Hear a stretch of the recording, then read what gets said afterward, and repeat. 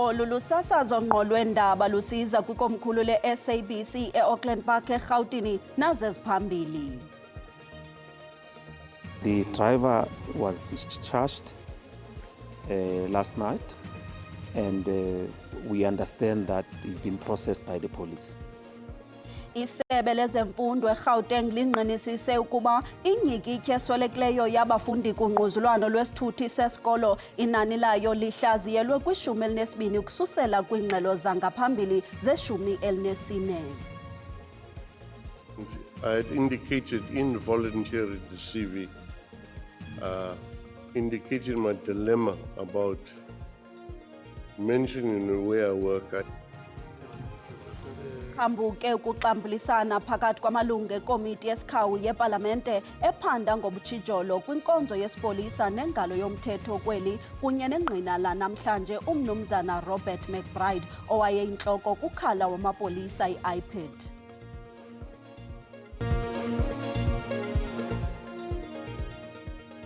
Molweni Mzontsundu, singonondaba belijelo losasazo sesilungele ukuniphakela kuvimba wethu wanamhlanje, singalibasanga maseko masingene emxholweni.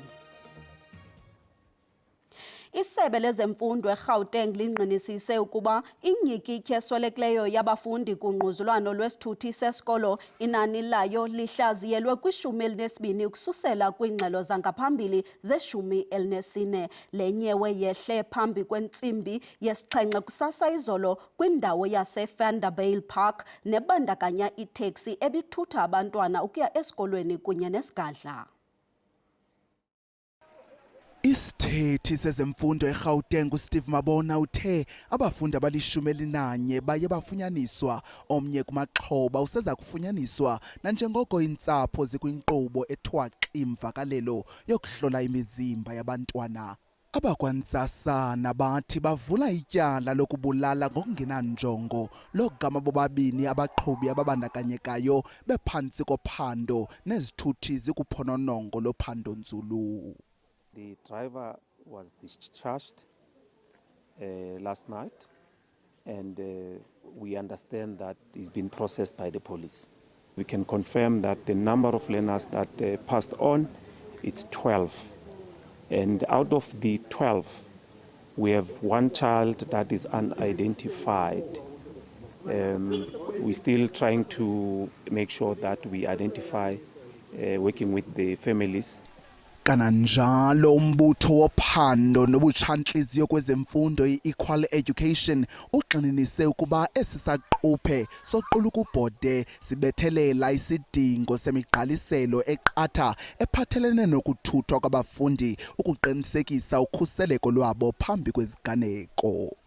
It takes events like this, tragic accident that happened yesterday, to amplify what we've been talking about for years, what we've been saying for years, that these regulations for scholar transport service providers needs to be instated and need to be enforced.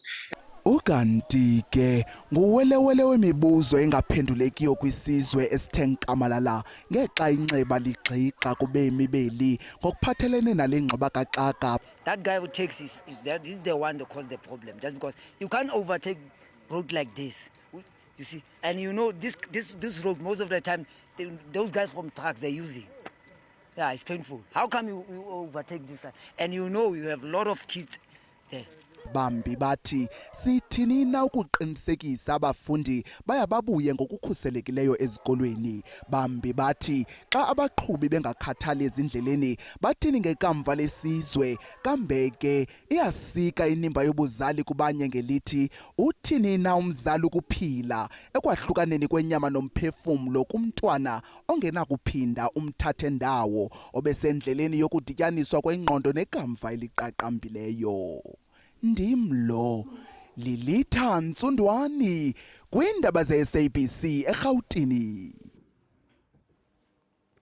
Kuqhambuke ukuxambulisana phakathi kwamalungu ekomiti yesikhawu yepalamente ephanda ngezenzo zolwaphulo-mthetho nobutshijolo kwinkonzo yesipolisa nengalo yomthetho kweli kunye nengqina lanamhlanje umnumzana Robert McBride owayeyintloko kukhala wamapolisa i-IPID. Intsusa mabandla yalo nomji yindawo asebenza kuyo umnumzana McBride ngoku sithethayo. Thank you, Honourable. Njengenhlala isenzeka, amangqina anika ukhokhela ubungqina ingxelo efinyeziweyo ngobomi babo, kuquka nembali ngemfundo kunye nomsebenzi.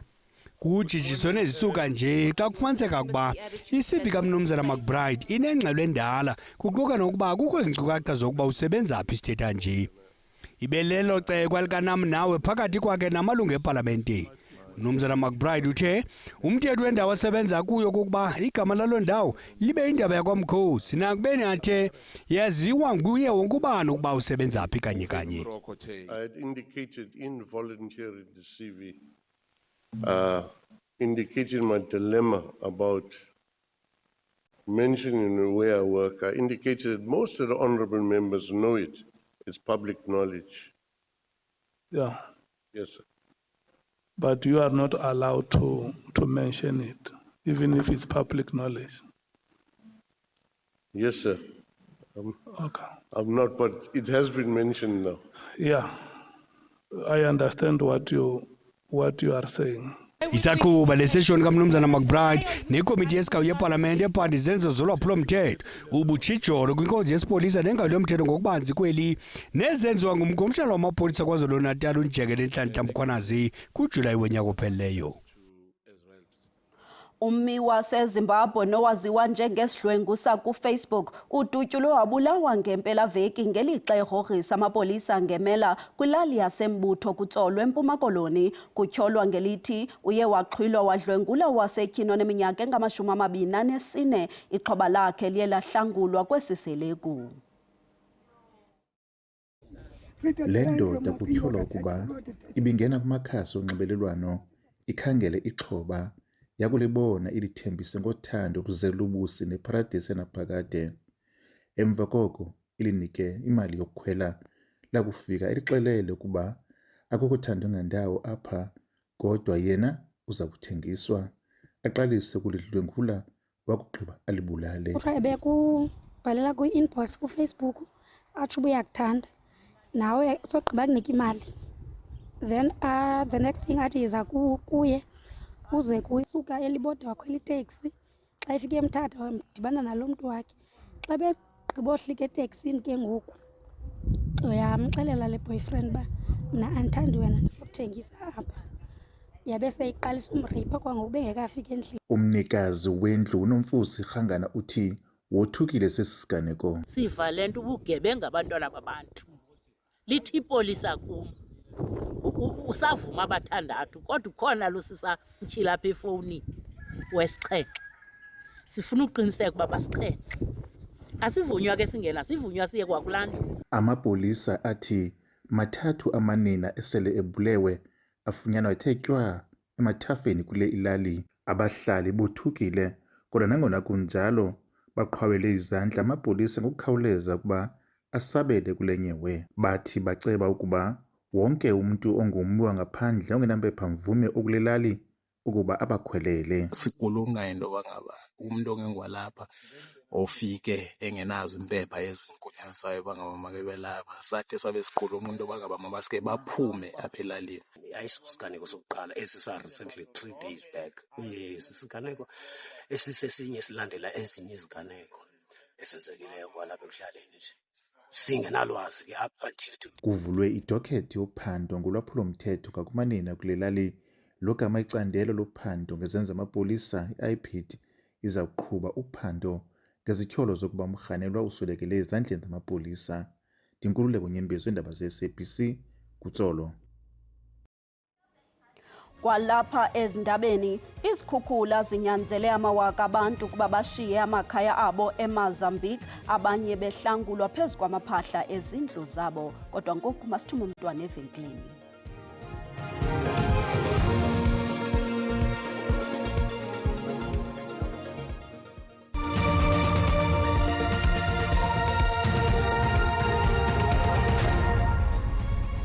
Sinamkele kwakhona kwindaba zelijelo xa sihlabela mgama.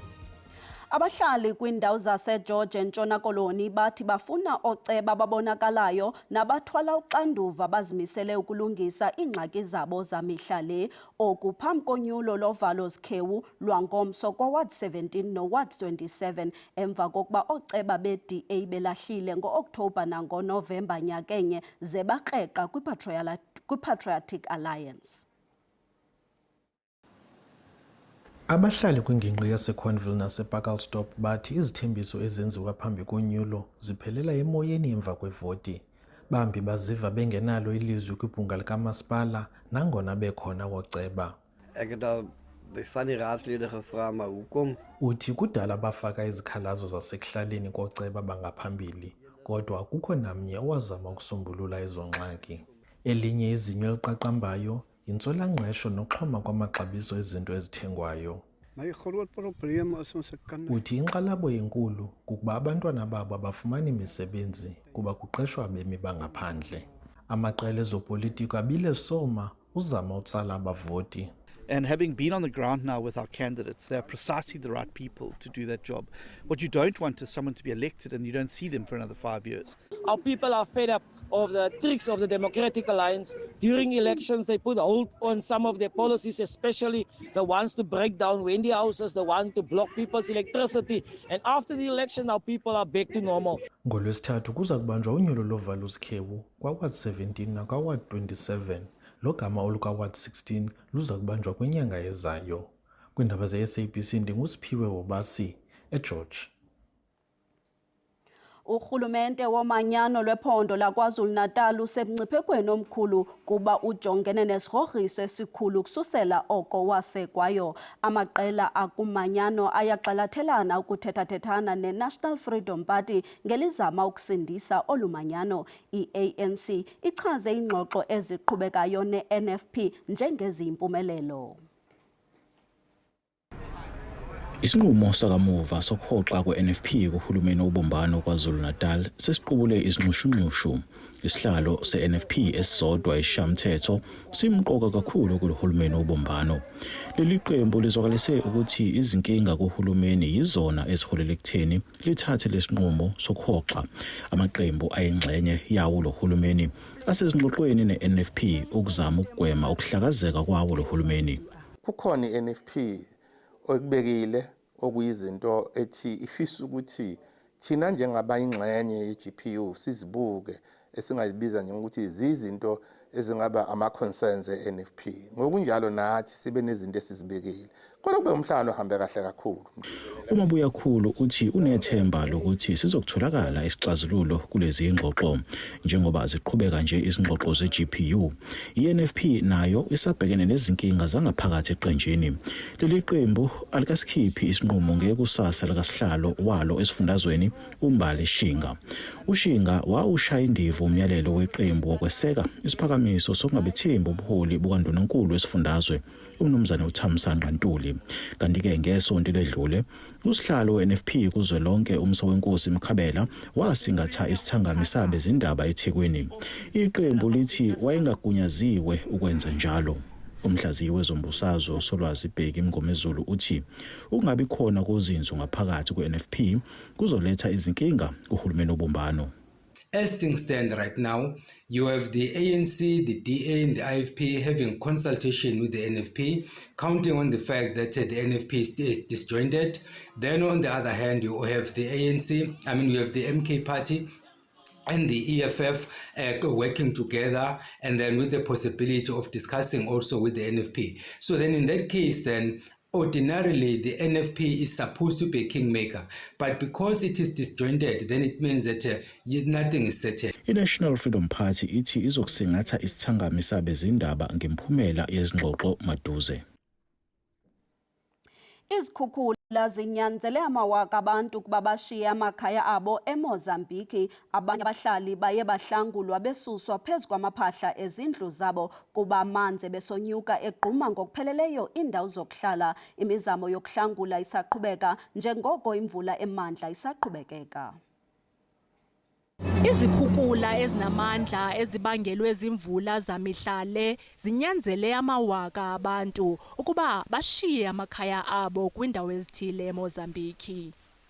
Iindawo zokuhlala zinywila phantsi kwamanzi, zinyanzelisa iintsapho ukuba zibaleke njengoko amanzi anyukayo etyhutyha amakhaya kunye neziseko ezibalulekileyo.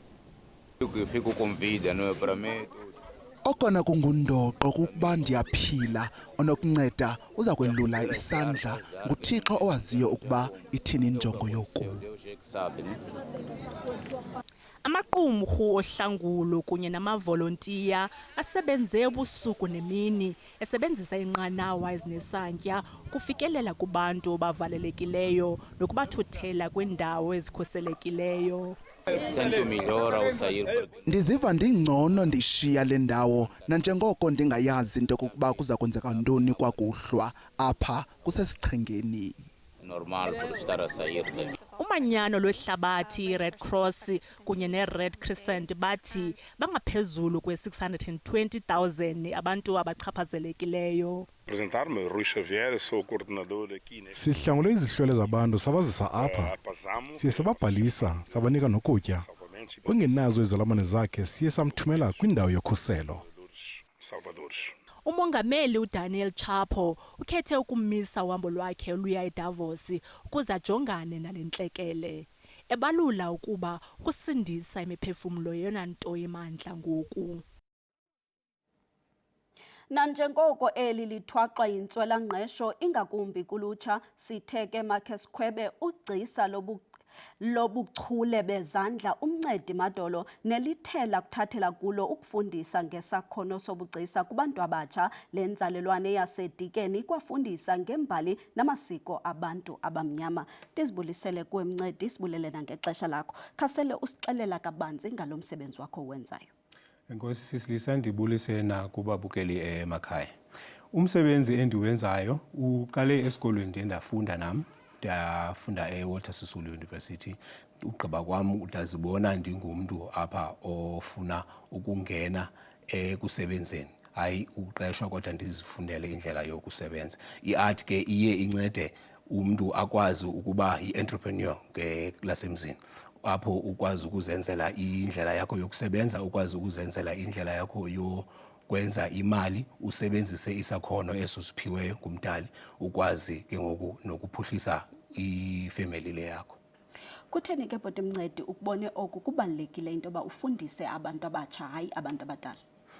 Into endiye ndayifumana xa ugqiba isikolo uye ufumane iimpepha zakho kuthiwe uqualified, and emva koko kufuneke ke ngoku into yobana xa ungena apha emsebenzini uzibone kukho indawo ezishotayo.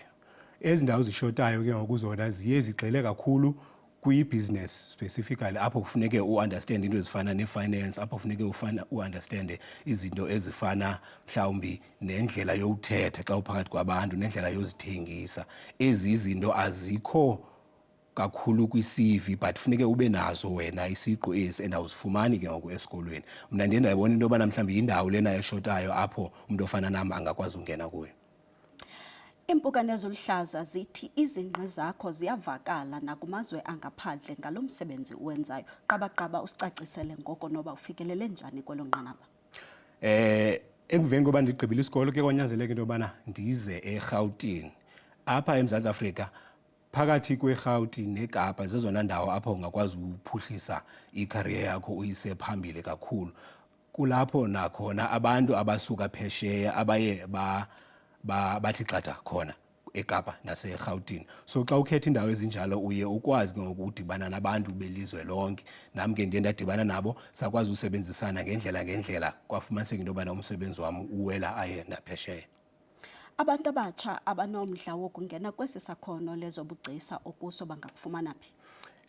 Okwangoku ndenze lula indlela yobana sikwazi ukuqhagamshelana. Umntu oye nje ku-Instagram wam apho uye ufumane, ungabhala igama lam ngokupheleleyo Mncedi Madolo, okanye i-Instagram handle yakhona ithi @madmadolo, that's MADMADOLO.